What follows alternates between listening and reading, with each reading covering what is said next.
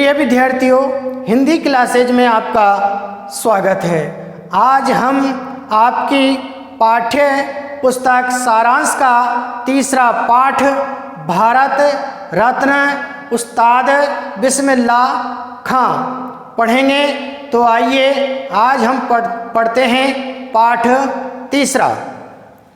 तो तीसरा पाठ है प्रसिद्ध शहनाई वादक उस्ताद बिस्मिल्लाह खां भारत की गंगा जमुनी संस्कृति के बहुत बड़े प्रतीक थे।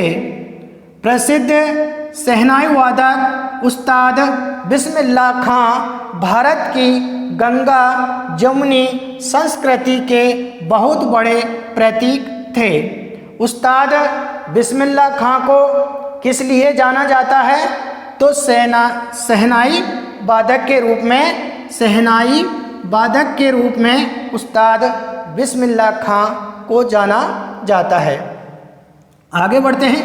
बनारस के मंगला गौरी मंदिर में शहनाई बजाने से अपनी जिंदगी शुरू करने वाले उस्ताद बिस्मिल्लाह खां प्रसिद्धि के जिस मुकाम पर पहुँचे वैसा बहुत कम कलाकारों को नसीब होता है।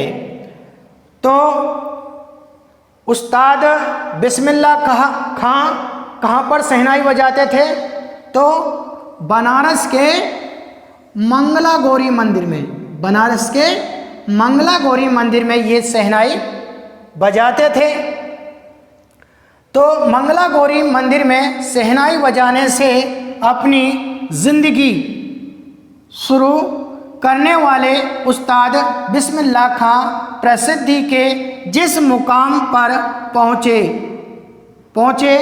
वैसा बहुत कम कलाकारों को नसीब होता है। और उस्ताद बिस्मिल्लाह खां प्रसिद्धि के जिस मार्ग पर गए या प्रसिद्धि के जिस मुकाम पर पहुँचे, ऐसा समय हर किसी कलाकार को नहीं आता है या इतने मुकाम पर हर कोई कलाकार नहीं पहुंच पाता है जितना उस्ताद बिस्मिल्लाह खां पहुंचे। आगे बढ़ते हैं। भारत रत्न जैसे सर्वोच्च सम्मान को पाकर भी वे आजीवन विनम्रता की मिसाल बने रहे। और उस्ताद बिस्मिल्लाह खां को कौन सा सम्मान मिला?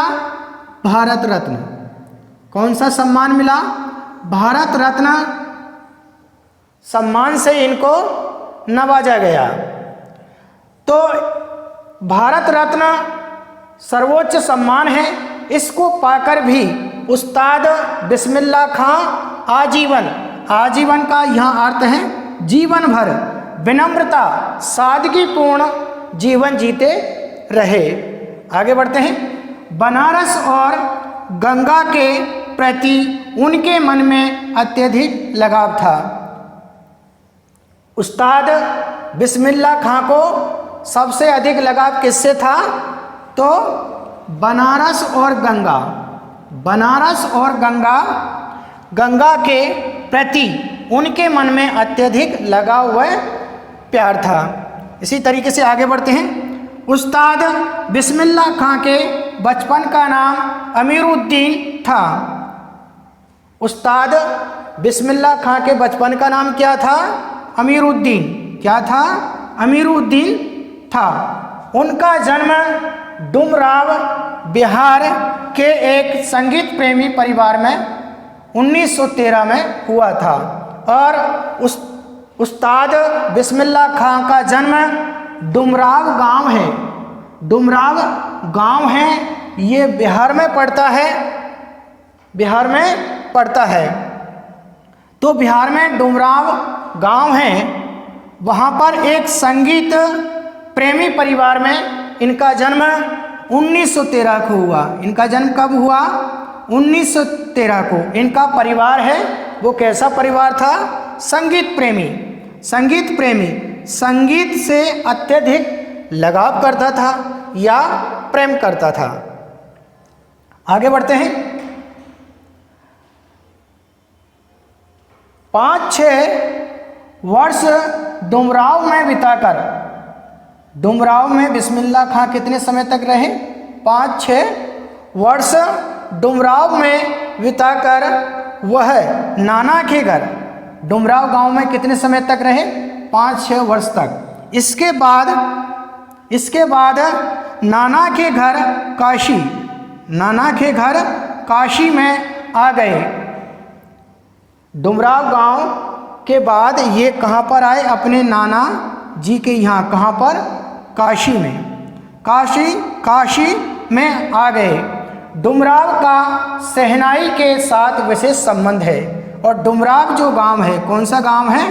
डुमराव गांव है जहाँ पर उस्ताद बिस्मिल्लाह खां का जन्म हुआ।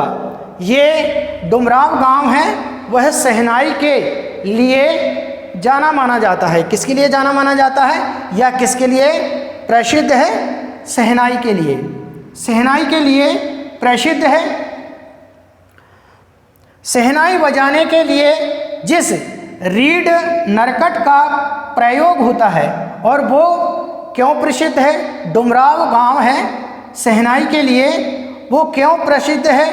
क्योंकि शहनाई बनाने के लिए एक रीड जो लकड़ी होती है, जिसे नरकट का पौधा होता है, इस नरकट के पौधे की जो लकड़ी होती है, रीड का जो प्रयोग किया जाता है, वो सबसे अधिक कहाँ पर पाई जाती है?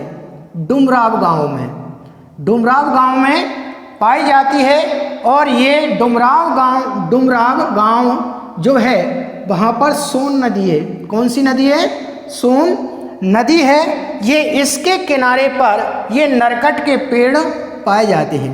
ये नरकट के पेड़ पाए जाते हैं।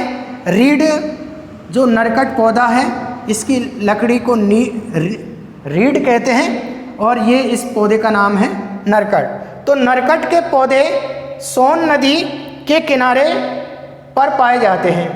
इसलिए वहाँ के अक्सर कर परिवार, अत्यधिक परिवार हैं, वो शहनाई बनाने का काम करते हैं। इसलिए डुमराव जो गांव है वो शहनाई के लिए प्रसिद्ध है।